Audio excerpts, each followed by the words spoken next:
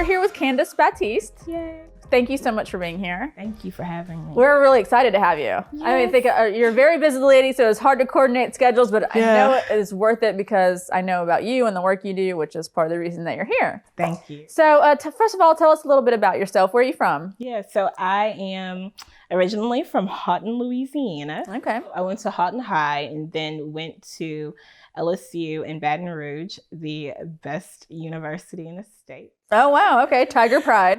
Yes. Okay. Go Tigers. And then I went to law school at the Southern University Law Center. Okay. So yeah, tell us a little bit about what you do currently in Shreveport. What is your current position? As the state director for Project ID and Spread the Vote, we make sure that anyone in the state who needs an ID is able to get one completely free.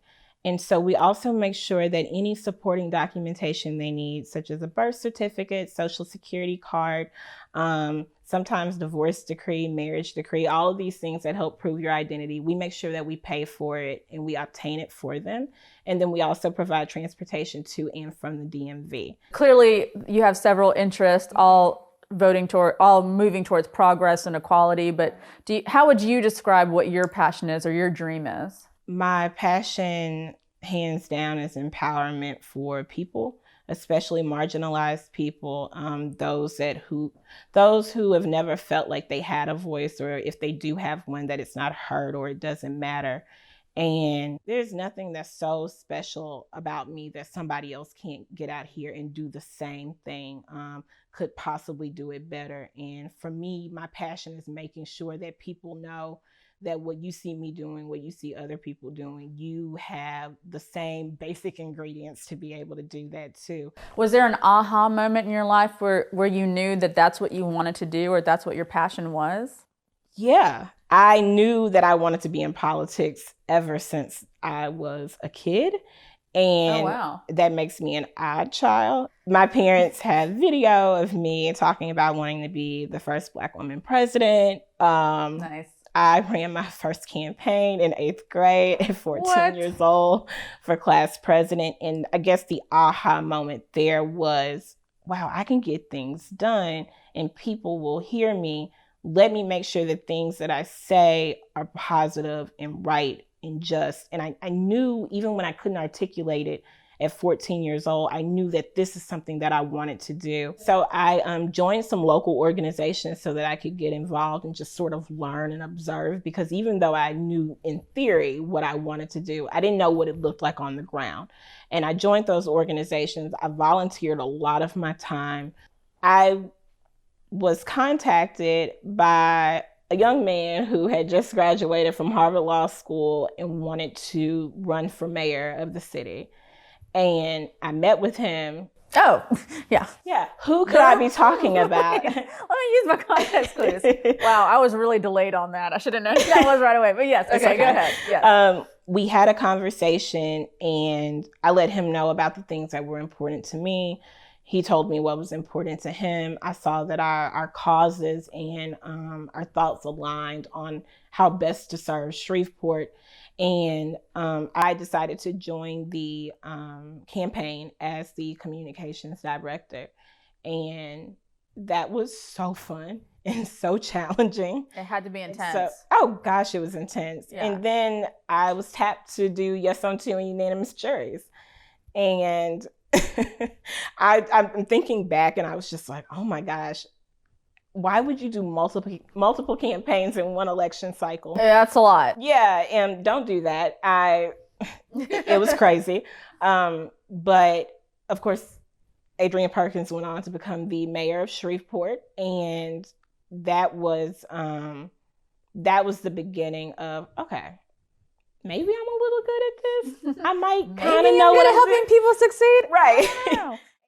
And the yes on 2 passed. And then the yes on 2 passed. Yep. Oh my gosh. And so I was like, whoa, like, okay. Confirmation that my dream is valid and that it's not just, not just a dream anymore. These are now goals that I'm checking off. And in November, after the primary, I was asked by the founder, Kat Calvin, of Spread the Vote if I'd like to be the director of Spread the Vote and Project Not come ID. work, but do you want to direct? Right. Do you want to be the director? Right. And she was like, oh yeah, you would be the state director for this. And holy moly. You know, going from like community organizer to state director in the span of 4 months, I was overwhelmed with gratitude, but I was also like, holy cow. It's okay if you felt overwhelmed, like, yeah, but yes. I was like, oh, I totally said yes, but in the back of my head, I was like, girl.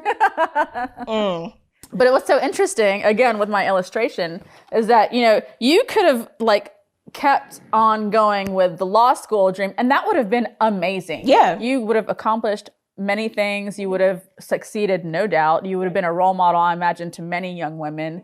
But instead, you decided to veer off the path because you felt the universe and your heart telling you this is not what's going to feed my soul. Absolutely. And now, once you said yes to one thing, 10,000 things have sprouted off saying yes to yourself, which is so cool. It totally is. I think you just said something so profound, that these opportunities and these doors open up for you when you start saying yes to yourself. You have to be honest with, what is it that I'm really trying to do? That's what it is. Yeah. And there's so many paths to be able, you know, just saying, I want to help people. Well, this feels like a good time for us to take a pause. Okay. And we're going to have our cameraman, Josh, awkwardly read out positive comments to you that people have written about you on social media. All right, I'm Josh. This is Candice. I'm going to read comments. I'm impressed with her passion for progressive causes, her professionalism in getting things done. She does it all with a smile. I'm very proud that she is my WDCN WLA VP.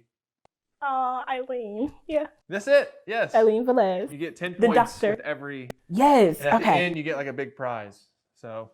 Nice. All right, here we go. Go get a big prize. Hurry up. In all my years of organizing, I have rarely seen someone as effective as Candice is in getting people to rally behind a cause. I am most impressed by her passion and effectiveness. Can you see the names? I cannot. Who's that? I have no idea. All right. Her name rhymes with Schmedbra. Excuse me. Schmedra? Deborah. Oh, Deborah Allen. Yeah. Debbie Allen, yeah. I can't say enough good things about Candice, really. She is a gift, upbeat, hardworking, hilarious, kind, thoughtful, super intelligent, a good listener, compassionate, a mover and a shaker. Oh, and so pretty. I hope she runs first for Congress and then for president. Seriously. She has the perfect combination of characteristics for being a leader of our country. When I moved to New York State from Shreveport, Candice was one of the people I hated to move away from. She and I had become friends, and I know if I had stayed in Shreveport, I would have worked with her on lots of things there. Love you, Candice. Jennifer Hill. Congratulations! Yes. Here's your prize. Jennifer. It's the actual, paper. Oh, Yeah. With JS artwork on the back. beautiful. I will frame this. So Candice, was it weird with Josh reading those out or no? It felt really good, actually. I loved it. I'm so thankful for the people in my life who see the work, who acknowledge my efforts, and who are just so kind. Yeah. Well, I think that they probably feel the same from you. I hope so. You know, it's easy. It's easy to give what you get, right? Real. Yeah. Well, based on the comments from our, people who contributed, your future president, Oh Candice gosh, Battiste, man, I'll don't sign up for that campaign in phone baking. Thank you. Thank you. So is that the advice you would give to a future Candice, someone who wants to get involved in politics, make a difference, maybe even run for office or help out with campaigning? What would your advice to that person be? It would be that you aren't going to get limelight for just showing up, especially the first few times. Your efforts have to be effective. Don't work just to say you're doing the work. See if there's any type of measurable metric that you can use to see, is what I'm doing having an impact?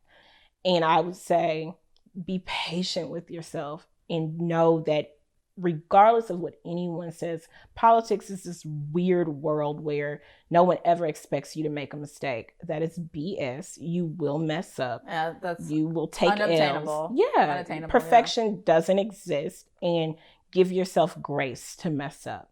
Yes. Couldn't have said it better myself. Thank you. Which is why you're the one being interviewed. Yes. Well, thank you so much for being here. The work that you're doing is so inspiring. Where can people find out more? Yes, so we have Facebook, Instagram, and Twitter. Spread the Vote Louisiana for all of those. Okay. And then you can go to spreadthevote.org, projectid.org, same organization, doing the same work. Awesome. Yay. Well, we really appreciate you being here. And that's all the time that we have today, unfortunately, but we hope to see much more of you in the future. And we'd like to thank you so much. And we will see you guys next time on Follow Your Dreamport. Woo!